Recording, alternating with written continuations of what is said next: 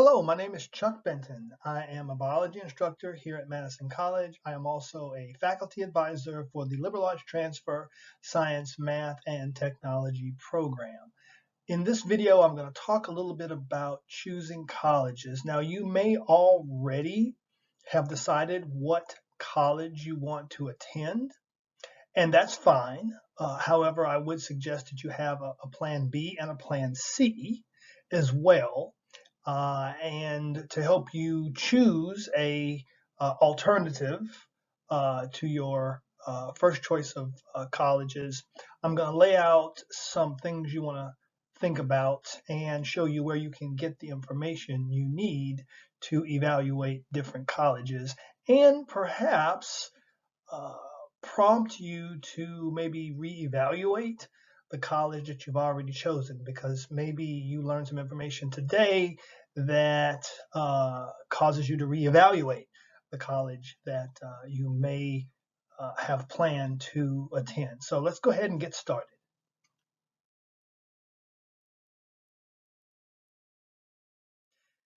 I always encourage students to apply to more than one college. In fact, I would recommend that you apply to at least 3 colleges, just in case your plan A and or even plan B don't work out. There's an old expression, don't put all your eggs in one basket. And why is that? Well, because if you drop that basket, you don't have any more eggs. Whereas if you put eggs in multiple baskets, you are unlikely to lose all of your eggs, because you're unlikely that you're going to drop all 3 baskets. So why apply to more than one college? Well, if you apply to one college, it is possible that you won't get accepted to that college. Even if you get accepted into that college, you may not get into your desired program. Let's say you apply to UW-Madison, you get into UW-Madison, but you intend to pursue physics, and you are not accepted into the physics department, and therefore you can't get your physics degree from UW-Madison. Or you got accepted UW-Madison, and the amount of money you thought you were going to have to pay out of pocket is actually much greater than you thought, and maybe you can't afford it, and you haven't applied anywhere else, so you have nowhere else to go. What I always like is to have options. I never want to be backed into a corner where I have only one route that I can choose. I like to have options. I would guess that you do as well. I prefer to have options. Even I can always choose not to exercise an option, but I always would like to have it just in case I need it. And so for those reasons, I would suggest that you apply to at least 3 colleges, so that if one doesn't work out or even 2 don't work out, you have plan C as an option. As I said, options are good. I would rather have options than not have them. So you have lots of choices as to which college you might want to choose to apply and ultimately attend. Let's talk now about what criteria you should use to evaluate those colleges, and where you can obtain information on which to base a decision. There are 10 factors we're going to talk about today. One is the cost and amount of financial aid that the college provides. Work options. Many students plan to work while they attend college. The school rankings. How much does that really matter? Graduating data. What's the percentage of students that graduate in 4 years and 6 years? Campus size. There are some campuses that are larger than small towns, and others that only a couple of thousand students as part of the student body. The student to teacher ratio, which gives you an indication of how much access to your instructor or professor you're going to have. On-campus housing options. Are there limited options when it comes to housing, or are there many different options? Major availabilities. Some universities, larger universities, have lots of different majors for you to choose from. Others have a limited number. Transferability. How transferable are the credits you're taking now at Madison College to the various colleges and universities you're considering? And lastly, when pure emotion. The first factor to consider, of course, is cost and the amount of financial aid that is made available to you, the student. Your education is worth paying for, but you don't want to overpay. Just like when you purchase an article of clothing or food or a car, right? These are things that we need or that we want, but you don't want to pay more than you have to. I want you to think of your education as an investment. With an investment, you put in a certain amount of money and you're supposed to get out of that more money than you put in. And of course, the more money you get out versus the amount you invested, the better that investment is. So college, I want you to think of that as an investment, but some investments are better than others. Ideally, you want to spend as little as possible, and you want to reap the benefits as much as possible. First, I want to dispel this myth that education does not pay. Every now and then you hear someone say, oh, you don't have to get an education. You can do just fine without an education. Look at Bill Gates. He's a multi-billionaire. Look at, can't think of the guy's name here, but the guy who started Facebook. He dropped out of college and he's one of the richest people in the world, blah, blah, blah, blah. You hear that, and yeah, you have those people that drop out of college and become millionaires and billionaires, but they are really few and far between. Most people, for most people, the amount of money that they're going to make over their lifetime is really determined by their level of education. And this figure sort of illustrates that. Now, it is from 2009, but I can tell you that not much has changed. The actual numbers have changed, but the relative numbers have not. So this shows on the y-axis here earnings per year, and this would be age, right? So starting like right out of college all the way up to your old age. Let's just put it that way, where I'm headed toward. Anyway, and then here we have what you're looking at here is high school dropout, finished high school, college dropout, associate's degree, bachelor's degree, master's degree. This would be like a PhD, and then this would be professional school like lawyer or a doctor. And so as you can see, the more education you obtain, the higher your starting salary, and most importantly, the more you grow your salary over time.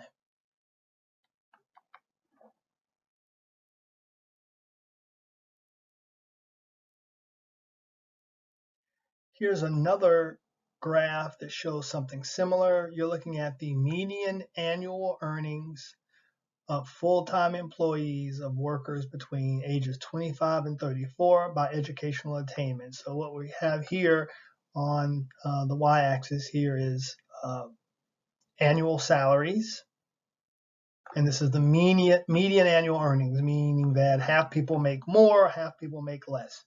And as you can see, less than high school, median earnings is $29,800. Associate's degree, that jumps about $15,000 median annual income. Bachelor's, another jump. Master's, another jump. So don't let anyone tell you that your education has no impact on how much money you're going to make. The data suggests otherwise. In fact, your level of education is the number one determinant of the amount of money you're going to earn over your lifetime. But that doesn't mean that you should just spend whatever it takes to obtain your college degree. What you want to do is spend as little as possible. You need to spend what you need to spend, but you need to spend more than is required because most people have to take out loans to go to college, or um, they have to take out loans to pay for at least a portion of their college. And of course, a loan is, well, a loan. You have to pay it back. And you have to pay it back with interest. And so you want to minimize the amount that you have to pay back as much as possible.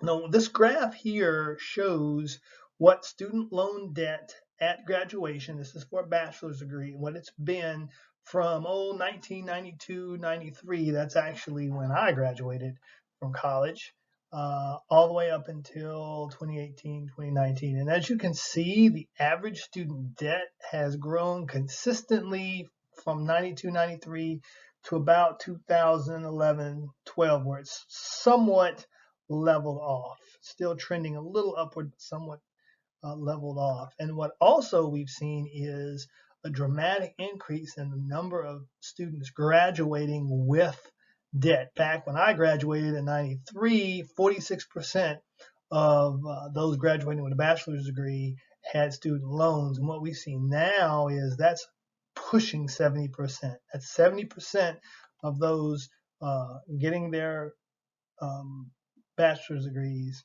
have some sort of student loans that they have to pay back. And the amounts that they've had to pay back have increased considerably. Back, again, when I graduated, the average debt was $9,300, and typically that's paid back over about 10 years. And so you'd be looking at a monthly payment of about $172. As of 2018, 2019, that had almost doubled. Actually, I guess that is pretty much doubling to $368 a month. And so this is $368 a month for 10 years to pay off that debt of $29,800.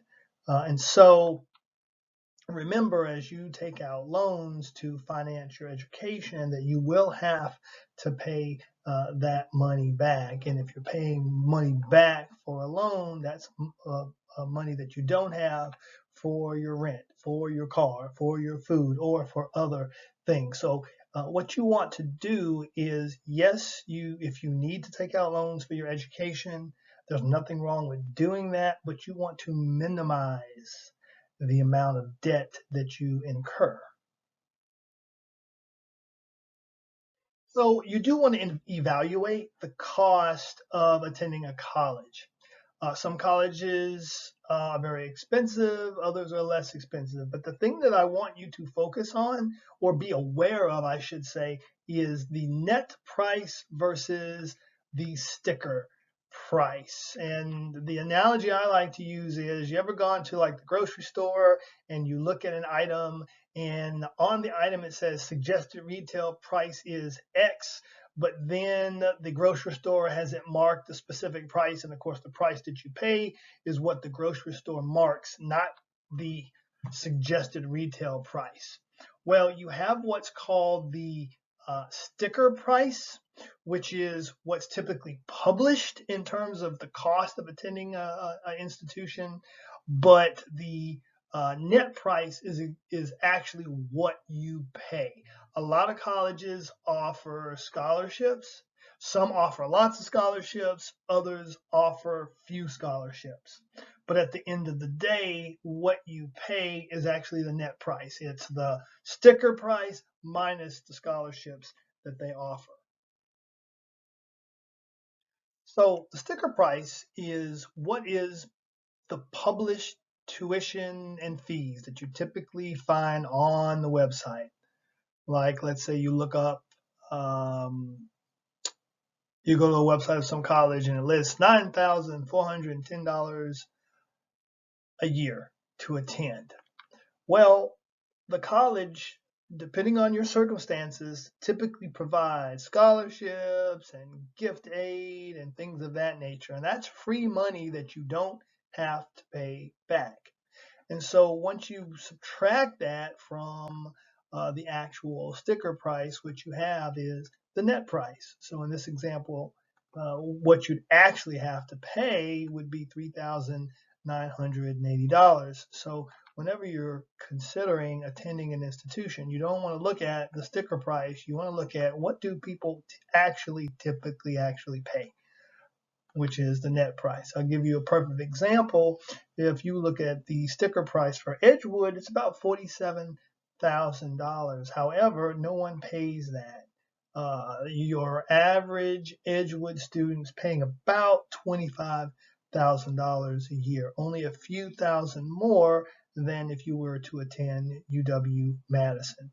So don't be taken aback by the sticker price that you see or that you've heard of when it comes to attending a college and deciding what college you're considering applying to and which ones you're not.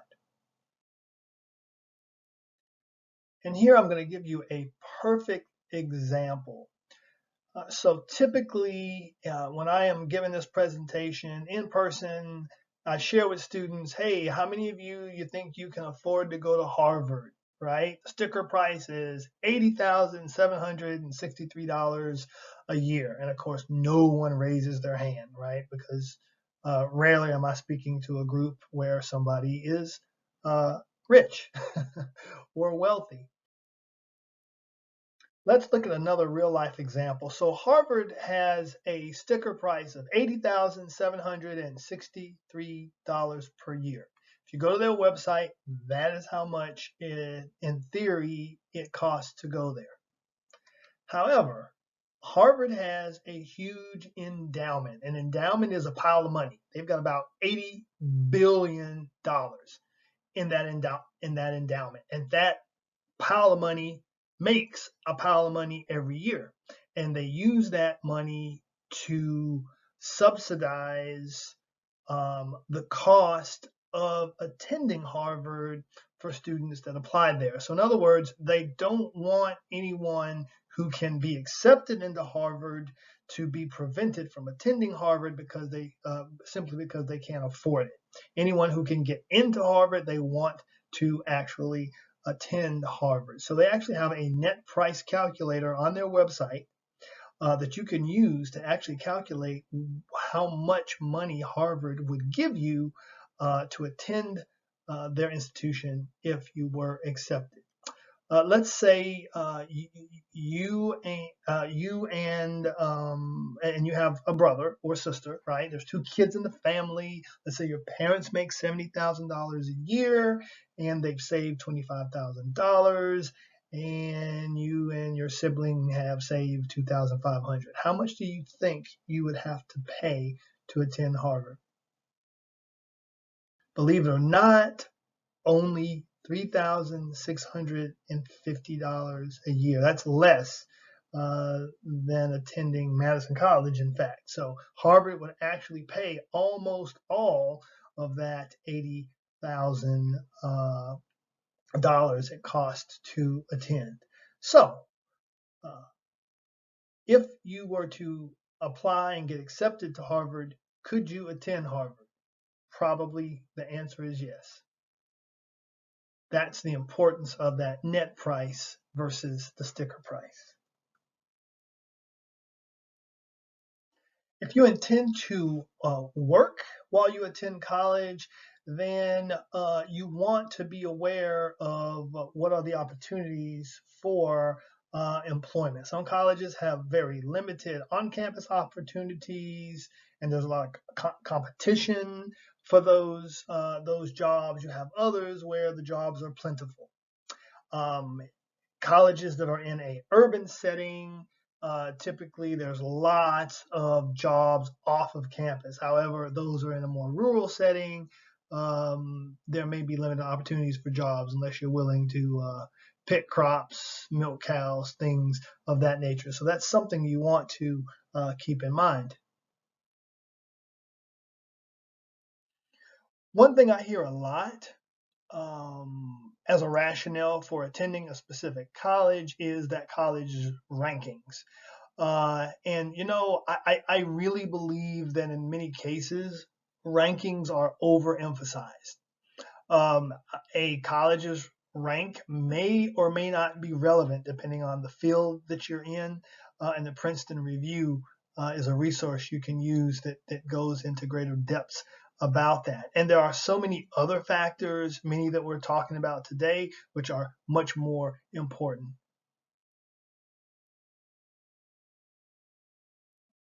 There's a Forbes magazine article that really goes into depth about this and how rankings are probably not as important as many people believe. So first of all, rankings typically don't take cost into account. And we've already talked about that. If you're going to pay a premium on your education, you should get something out of that, right? So just looking at rankings, they may or may not take cost into account, and cost is important. College rankings are often based on limited criteria. So when you hear that U.S. News and World Report ranked X college #1 in the nation or #5 in the nation, don't just take that at face value. Actually dig into, well, what criteria did they use to base that ranking. That criteria may or may not be important or relevant to you. Um, Education quality is program based within a college. So uh, a college could have a wonderful ranking, but a very poor physics department or biology department or engineering, and you're going to be getting your degree from those departments. So that's something to keep in mind.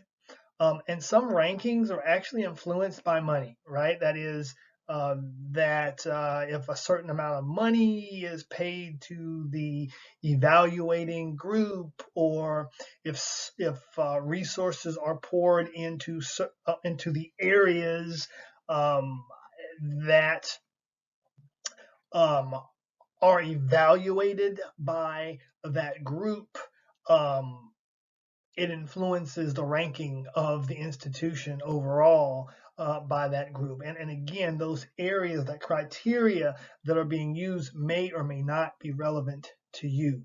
And the other thing to remember is just because a college has a good ranking doesn't mean it's a good fit for you. It may or may not be. And a high ranking does not guarantee that you will receive a high quality education from that institution.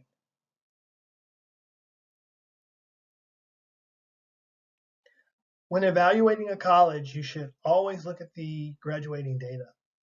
Specifically, you want to look at what percentage of students graduate in 4 years or in 6 years. In this example, we're looking at the graduation rates for Edgewood, UW-Madison, UW Whitewater.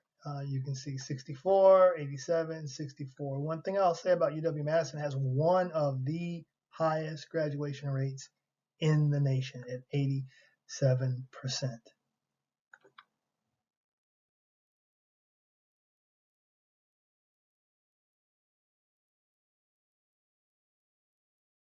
Another consideration is campus size. Do you want to be a big fish in a small pond, or do you want to be a small fish in a big pond, right? So, some campuses, such as Edgewood College, has less than 2,000 students. Others, such as UW-Madison, push, 40,000 students, or Ohio State, with around 60,000 students. It really depends on, what your comfort level is. Do you want to be on a huge campus with huge classrooms, or will you be more comfortable in a smaller environment or somewhere in the middle? That's something to consider.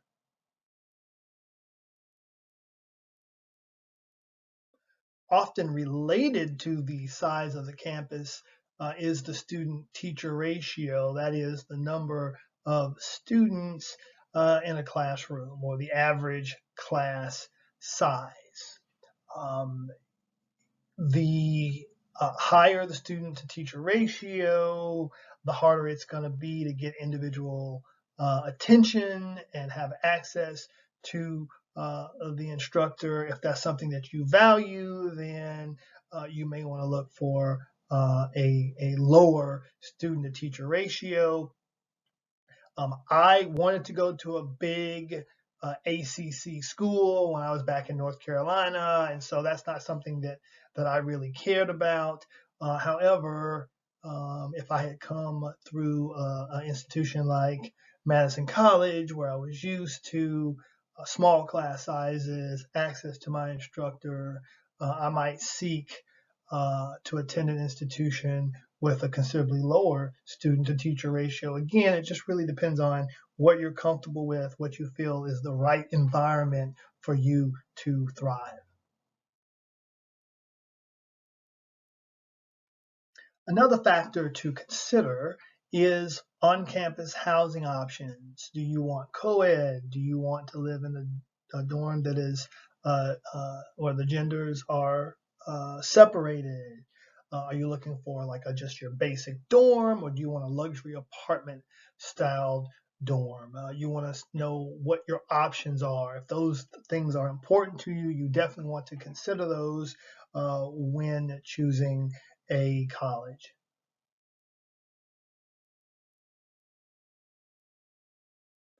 Another factor to consider are the majors that are available at the college that you're interested in.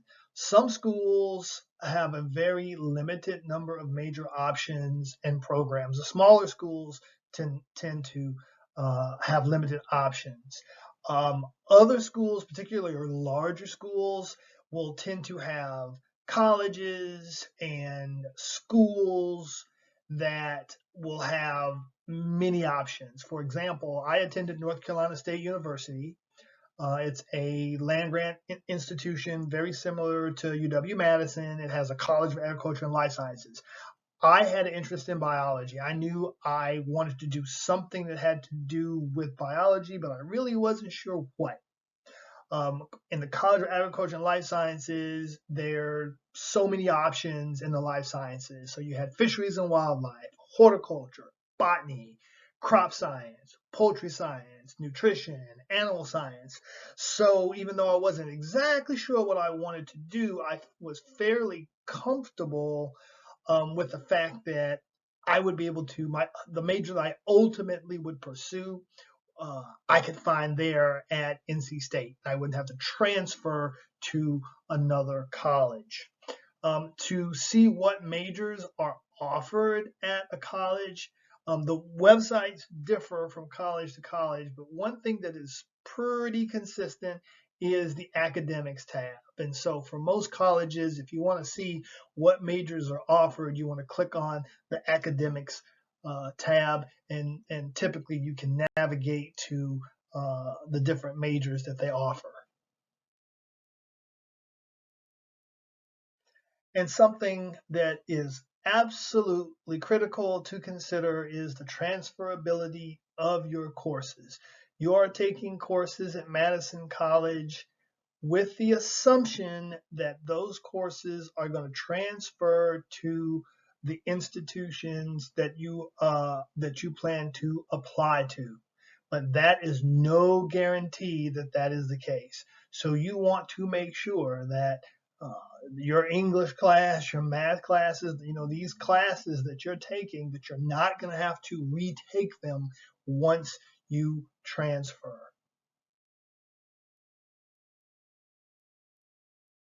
And there's an excellent resource that you can use to do just that. It's called transferology.com. You can uh, set up a free account, establish a login, and once you do that, you can actually determine the transferability of courses from Madison College to literally hundreds of colleges across the nation.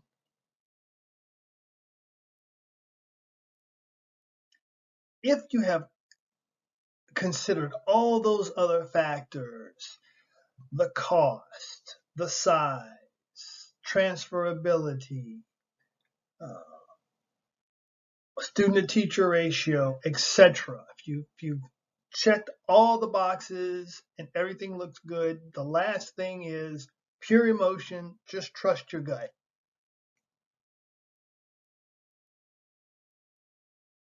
And what I mean by that is get a real feel for that college. Talk to college reps when they visit your schools, or talk to college advisors.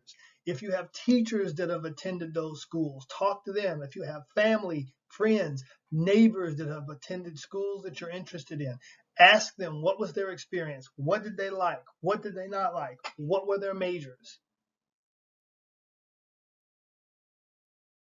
And what you absolutely must do is take a campus tour. You do not apply, accept, and attend a college before you set foot on that college and get a real feel for that institution. You're going to spend most of your time on that campus for at least 2 years. You want to make sure that that is really where you want to be. When you want to go there and you want to be able to see yourself actually living there, being a part of that community. I mentored a student a few years ago, and after he graduated, I sort of lost track of them. And then I caught up with him about a year later. He had actually gone to a college over in Chicago. He had dropped out because he absolutely hated it. He was a more liberal person. The people that were on his soccer team, which is why he went there, were very conservative. He felt out of place. He felt uncomfortable. He absolutely hated it there. And I asked him, I said, well, did you ever go and take a tour of the campus? Did you get to meet people before you chose to go there? And his answer was no. And this is a college that's right over in Chicago. That's 2 hours, maybe a little over 2 hours away. I don't care if you're thinking about going to Berkeley, which is out in California. You don't decide to move out there until you've made a campus visit and you can see yourself there.